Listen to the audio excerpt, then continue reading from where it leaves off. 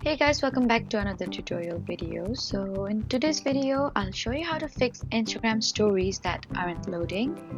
So first, check your internet connection by switching between Wi-Fi and mobile data.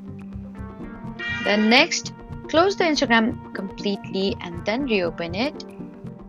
And make sure Instagram is updated to the latest version from the App Store or Google Play Store.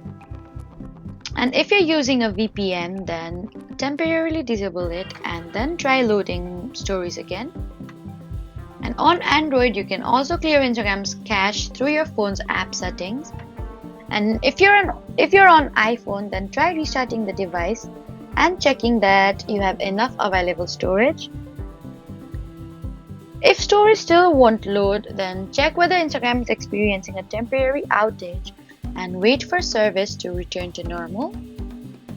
So that was how to fix Instagram story not loading. Please do not forget to like, comment and subscribe for more helpful tutorials. Thank you for watching.